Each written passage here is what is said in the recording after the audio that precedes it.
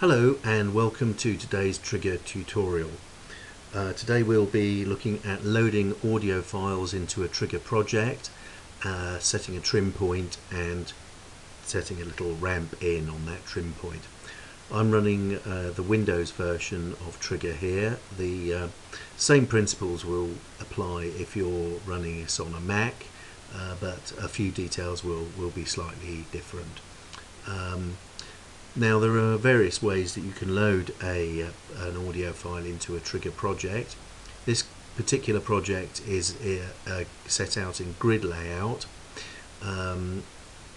So the first way I could load an audio button into a cell is to right click on the cue sheet in the cell where I want the audio button to appear.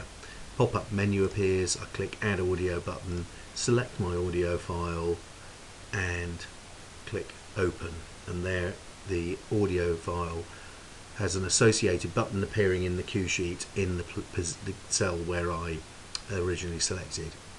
You can add audio buttons by clicking on the toolbar, or you could go to the main menu button and add audio button option from the main menu. I tend to prefer adding audio buttons by right clicking on the cue sheet, but it's down to your own personal preferences.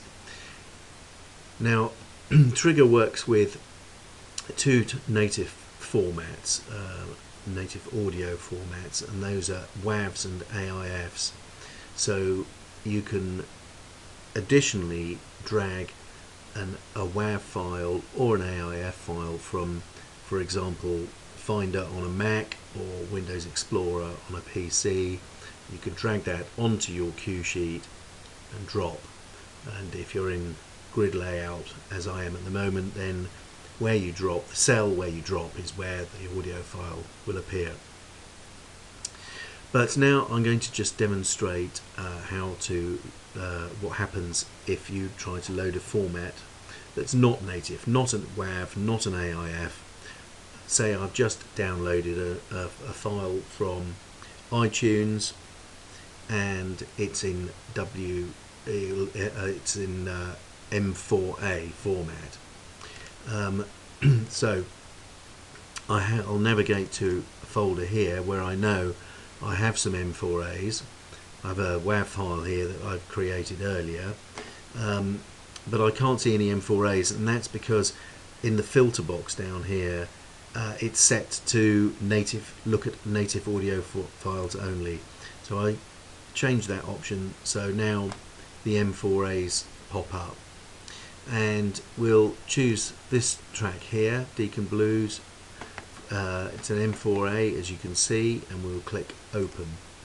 Now I get a little window that pops up here telling me that it needs to convert the non-native format into a WAV or an AIF. I have a choice to convert to WAVs or AIFs here, and we're going to keep it on WAV for now.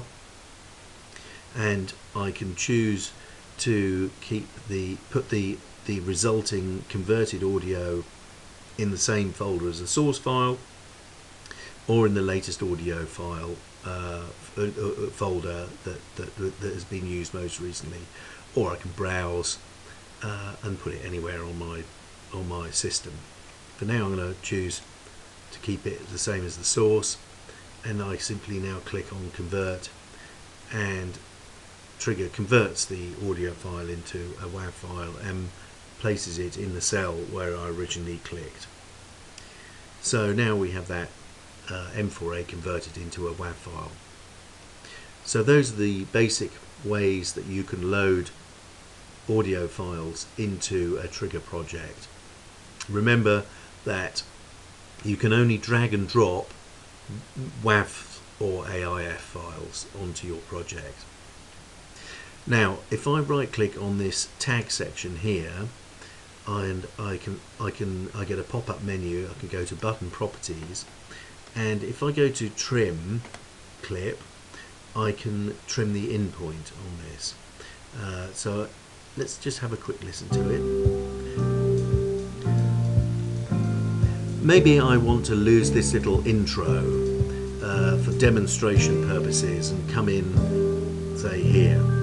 Now I can if I click within this red box here while the track is playing, I can set the trim in point on the fly. Alternatively, I can use these nudge buttons here and nudge the trim in point. But for now I'm going to set it on the fly, and if I right click on the waveform I can, or centre click I should say on the waveform, I can adjust the play position. So I can do that like that, and I'm going to want the in point here. There. Now I'll listen to that in point by simply playing it back, and now I'm just going to adjust that trim in point. So I just hear that.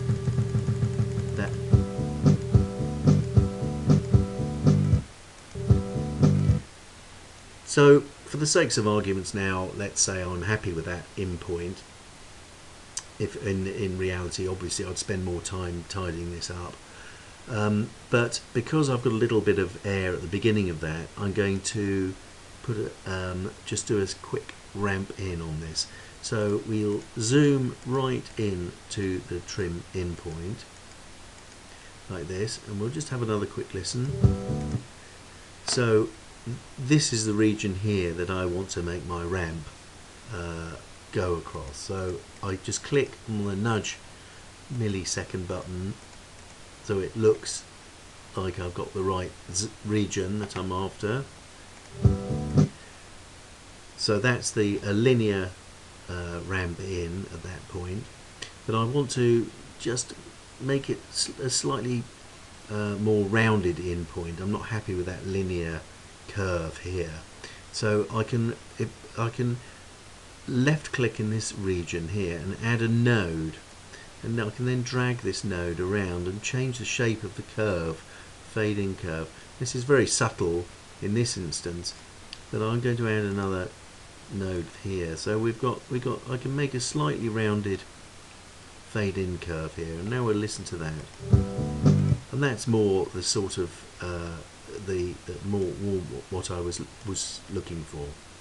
Got this slightly rounded curve. Remember, you can just drag these nodes around and get the exact shape that you want, and you can add as many nodes on here as you wish.